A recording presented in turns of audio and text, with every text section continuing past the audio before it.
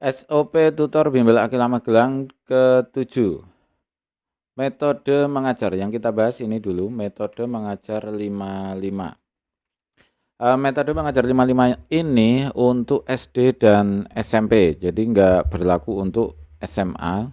Kemudian yang pertama itu setiap siswa diberi tugas mengerjakan 5 soal. Jadi setiap siswa ditugaskan mengerjakan 5 soal dan soal itu nggak harus dari nomor 1. Jadi sesuai dengan materinya sendiri-sendiri, bisa beda materi, bisa beda mapel. Maksudnya seperti ini. Jadi ini adalah tutor, ini tutor. Kemudian ini siswa 1, siswa A. Di sini siswa B, siswa C, siswa D, dan siswa E. Jadi tutor itu berada di tengah seperti ini. Jadi letter U ya. U ini. Si tutor berada di tengah. Jadi enggak sistem seperti di sekolahan, tutor itu guru di depan, kemudian bangkunya. Kalau di sekolahan kan seperti ini, kemudian ini gurunya, kemudian bangkunya kan modelnya seperti ini. Nah, dengan sistem ini tutor berada di tengah seperti ini, otomatis akses setiap siswa ke tutor itu sama. Jadi akses siswa ke tutor itu sama, dekat gitu. Jadi intinya dekat. Kemudian misalkan ini belajar matematika, kemudian ini belajar IPA gitu ya. Untuk siswa E dan D itu IPA, kemudian siswa A, B, C itu matematika.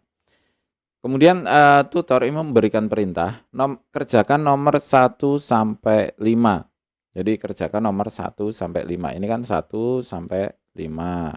Ini pertama ya. 1 sampai 5 pertama, bentar tak kasih. Nah, kerjakan nomor 1 sampai 5. Ini pertama, 1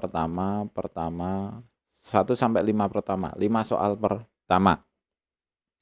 Kemudian silakan kerjakan nomor 1 sampai 5. Nah, misalkan siswa B ini sudah selesai. Saya selesai gitu, 5 soal pertama. Kemudian tutor mendekat ke siswa B, langsung dicek nomor 1 sampai 5 itu yang salah mana. Kalau benar semua, langsung mengerjakan nomor 5 berikutnya. Berarti nomor 5 soal berikutnya. Padahal untuk siswa A, C, D, E masih mengerjakan nomor 1 sampai 5. Paham ya sampai sini ya? Jadi ini metode semi privat sebenarnya. Nomor siswa A, C, D, E masih nomor 1 sampai 5. Kemudian siswa D itu selesai. Saya selesai gitu kan. Kemudian dicek tutor. Tutornya ke sini, ngecek yang salah nomor berapa. Misal yang salah nomor 3. Nah, kalau nomor 3 yang salah, yang dibahas nomor 3 aja, langsung ke siswanya ini. Jadi enggak dibahas di depan, kemudian diterangin gitu kan kelamaan. Kenapa? Karena ini ada matematika, kemudian di sini IPA, jadi beda materi. Ini adalah sistem di mana mengajar itu bisa beda materi, bisa beda kelas, bisa beda mapel. Jadi lebih aman. Sistem semi privat. Kemudian kalau dia salah nomor 3, silahkan dibahas nomor 3, kemudian lanjutkan ke 5 soal berikutnya. Kemudian siswa A selesai. Nah, yang jadi masalah biasanya seperti ini. Dari 5 soal, itu salah semua. Jadi 5 soal itu salah semua. Otomatis tutor ketika ke sini itu akan membutuhkan waktu yang sangat lama untuk bahas satu-satu. Jadi kalau model salah semua seperti ini, silahkan dicoba. Jadi kalau salah semua, bahas nomor 1. Kemudian suruh nyoba lagi. Ini harusnya gini, ini ditambahin, ini dikurangi, ini rumusnya ini. Nah gitu. Kemudian suruh ngerjain. Kemudian tinggal dulu kalau ada yang selesai. Kemudian nomor 2. Ini rumusnya ini, harusnya ngerjainnya modelnya seperti ini. Kemudian ditinggal dulu. Nomor 3, kemudian ini rumusnya ini seperti ini. Tinggal dulu. Kalau ada siswa lain yang butuh. Nah kemudian berikutnya memang biasanya ada yang siswa seperti ini. Kemudian hasil akhirnya, misalkan ini kok selesai lagi, terus benar semua lagi, berarti ini dapat berapa? 3, 5 soal ketiga, artinya ini dapat 15 soal. Jadi dalam satu kali les itu dapatnya soal itu tiap anak beda-beda. Ada yang dapat 5 soal, ada yang dapat 15 soal, ada yang dapat 20 soal, ada yang dapat 40 soal, dan kadang dulu itu saya coba bisa ada yang dapat 80 soal dalam belajar mengerjakan. Kira-kira seperti itu. Dengan sistem ini, tutor itu dapat mengikuti, jadi intinya kita mengikuti kecepatan siswa masing-masing. Model sekarang kan semuanya apa ya, semua sistem itu personal ya. Jadi sistem ini adalah kelompok, namun pelayanannya hampir seperti privat.